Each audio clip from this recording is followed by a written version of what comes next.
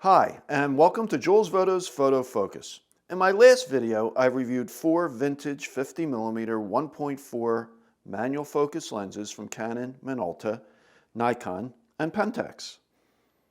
In this video, the focus will be on 4 slower normal lenses from the same 4 manufacturers. The 50mm Canon 1.8 new FD, the Minolta MC Rokkor 55mm 1.7, the Nikon Nikkor 50mm f2, and the Pentax Super Takumar 55mm f2. Prices vary greatly for these lenses, but you should be able to find good copies of the Nikon and Pentax for under $60 and the Canon and Minolta under $40, sometimes even a lot less. And sometimes you get a better deal if you buy the lenses with a body, maybe even a body that needs some work. Sometimes you'll see it for parts only, but the lens is good. So sometimes you get a really good deal doing it that way. So let's go over the specs for each lens. And let me just move these guys out of here. All right, so we're going to start in alphabetical order with the Canon new FD. Okay, this lens was introduced in 1978. It's 6 elements in 4 groups. It focuses down to 0.6 meters or 2 feet. The other lenses all focus a little bit closer. It weighs 170 grams or 6 ounces. It's the lightest of the bunch. Takes a 52mm filter. It stops down to f/22 in half stops, and it has 5 aperture blades. Next is the Minolta.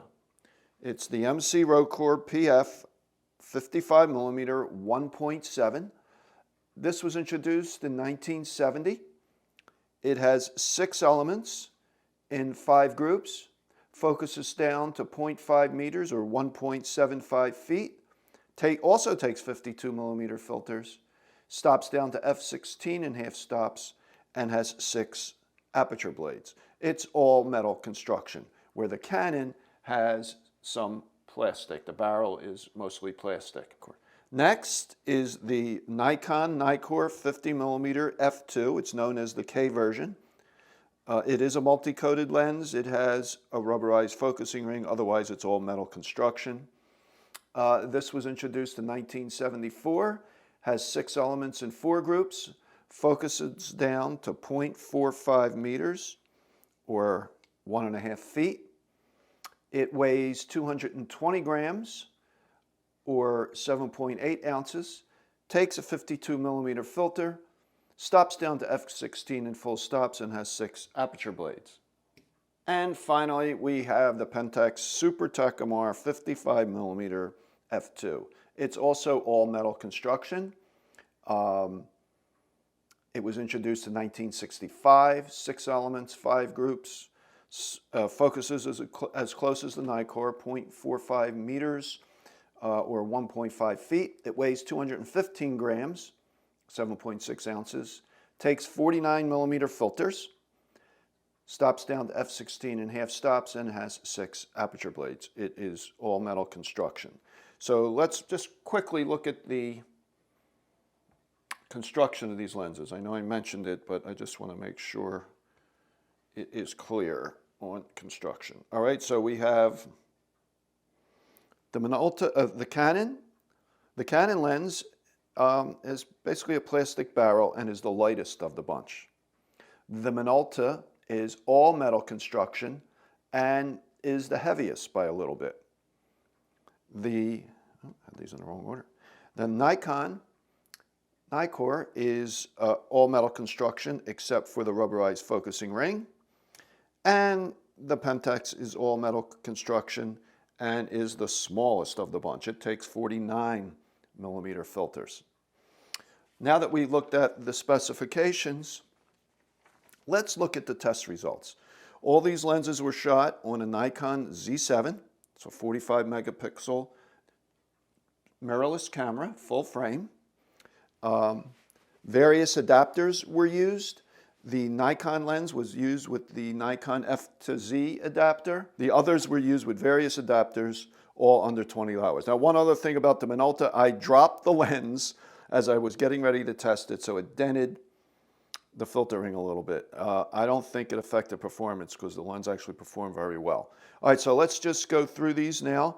The Canon, as it did with the 1.4s in my last video, came out on top. It was the sharpest from center to edge of all the other lenses, especially wide open. It was excellent at 1.8.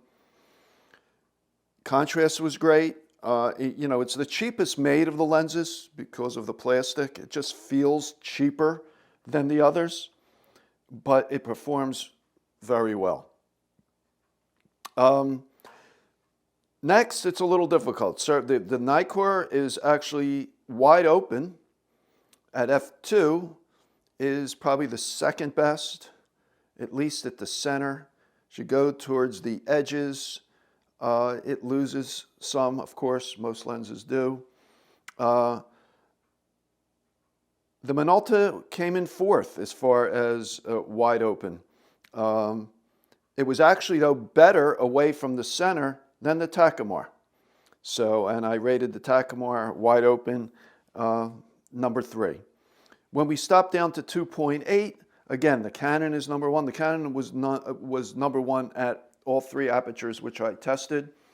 The Nikon came in last place at 2.8. It just did not hold up well away from the center. Third place at 2.8 was the Super Takumar, and second place was the Minolta. And then finally at 5.6, again, the Canon was number 1. Had a little more contrast towards the edges than the Minolta. It was far better away from the center than the Nikkor. And in the center, it was just a little better than the Nikkor. The Minolta, I rated number 2 at 5.6. It was a little bit sharper than the Takumar.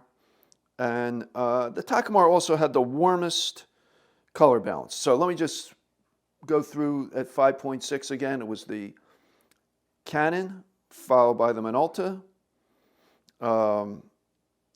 Very close with the Takumar. I would almost say I should really rate them tied at number 2, and then last would be the Nikkor, which I was surprised. This has a very good reputation, but there is sample variation in lenses. So it's possible I don't have a good copy of the Nikkor. So I guess at some point I'll do some further testing to check that out.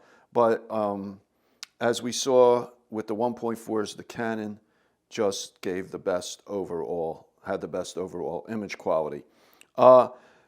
Color balance, I would say that the Nikkor was the most neutral.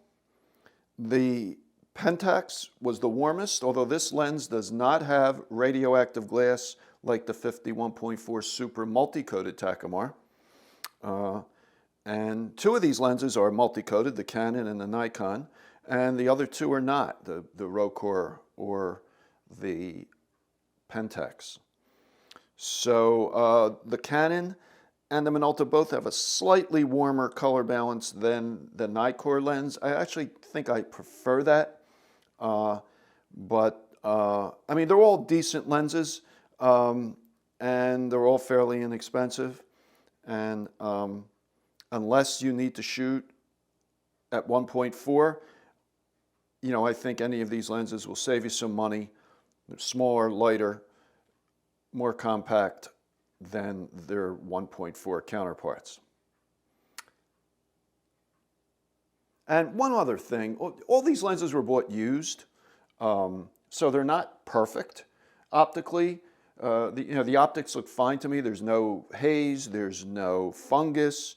Doesn't appear to be any separation, no scratches on any of the front or rear elements. They are all 40 years old and older. So, you know, these are not new lenses. Just keep that in mind when purchasing old lenses. You know, they're probably not up to the same quality that they were when they were brand new, because you don't know how they were treated. So that's it for another video. I hope you enjoyed it. If you did, please give it a thumbs up and subscribe to my channel. And if you didn't, I'd like to know that too. Tell me what you didn't like. What can I do better to make these videos better? Now, my next video, and I come out with a new video, I try to at least, every Wednesday morning at 11 a.m. My next video will be on two 58mm lenses. The 58mm Minolta Rokkor 1.4 and the Nikon Nikkor 58mm 1.4. The Nikkor actually is marked 5.8 centimeters, and it was the first 1.4 lens for the Nikon F. Okay, so look for that, and I will talk to you in my next video. Thanks for watching.